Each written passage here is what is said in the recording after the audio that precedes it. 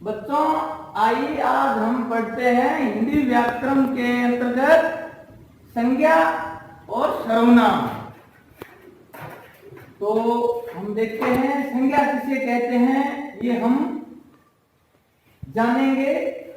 किसी व्यक्ति, वस्तु, स्थान, गुण, दोष, व्यापार, किसी की जाति आदि का बोध कराने वाले शब्दों को संज्ञा कहते हैं। जैसे रमेश पढ़ रहा है।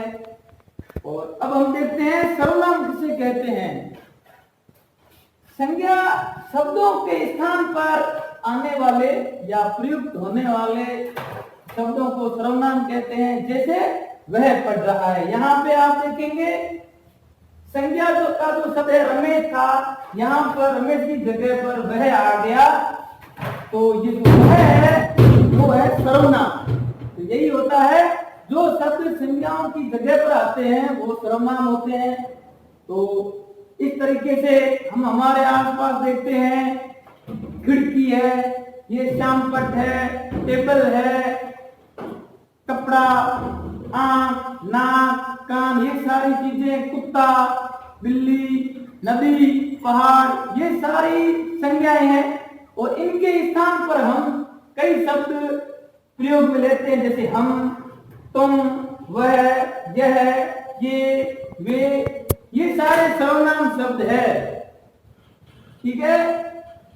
और अब हम जानेंगे तो 5 प्रकार की संज्ञा होती है, लेकिन हमारे प्राथमिक लेवल पे मुख्य रूप से 3 प्रकार की संज्ञा है जिसके बारे में हमें पढ़ना है। तो संज्ञा 3 प्रकार की होती है। सबसे पहले है व्यक्तिवाचक संज्ञा, दूसरी है जातिवाचक संज्ञा और तीसरी है भाववाचक संज्ञा। जैसे हम व्यक्तिवाचक का देखते हैं, पहले हमने उदाहरण में देखा था रमेश पढ़ता है, तो रमेश किसी का नाम हो गया। गंगा एक नदी का नाम है। दिल्ली हमारी राष्ट्रीय राजधानी एक शहर का नाम है, तो ये व्यक्तिवाचक संज्ञा में हो गया। पहाड़ है, नदी है, शहर है, ये हो जाएगा आपके जातिवाचक, क्योंकि ये पहाड़ जैसे सभी पहाड़ों का मतलब प्रतिनिधित्व कर रहा है। शहर में सभी शहर आ जाते हैं। और भाववाचक किसी भी चीज का भाव, जैसे मिठास, जो मीठापन लिए हुए, बुढ़ापा, सुंदरता, ये सारे भाव है। तो ये है संज्ञा के भेद और उनके उदाहरण। अब हम देखते हैं सर्वनाम। संज्ञा के भेद के बाद में हम देखते हैं सर्वनाम के भेद। तो सर्वनाम के भेद कुल 6 होते हैं, यानी सर्वनाम 6 प्रकार के होते हैं। पुरुषवाचक सर्वनाम, निश्चयवाचक सर्वनाम, अनिश्चयवाचक सर्वनाम, प्रश्नवाचक सर्वनाम, संबंधवाचक सर्वनाम और निजवाचक सर्वनाम। इनको अपन सामान्य तौर से ये उदाहरण देखते हैं। जैसे जो पुरुषवाचक सर्वनाम होते हैं, हम किसी भी वाक्य में बात करते हैं, जैसे मैं, वह, तू, मैंने आदि ऐसे शब्दों का प्रयोग करते हैं, तो वो हो जाते हैं पुरुषवाचक।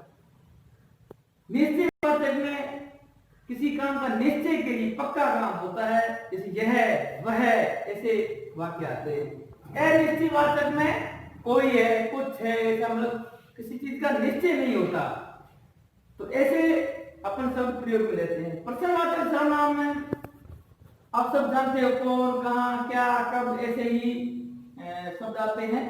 संबंधवाचक में 2 वाक्यों को जोड़ने के लिए जो संबंधित अपन संबंध करते हैं, जैसे जो से या सो से, तो वो है सर्वनाम। और निजवाचक आप, अपना, स्वयं का, ये है इनके उदाहरण। इस तरीके से हमने संज्ञा और सर्वनाम की परिभाषा और उनके अर्थ और इनको उदाहरण के द्वारा हमने समझा है।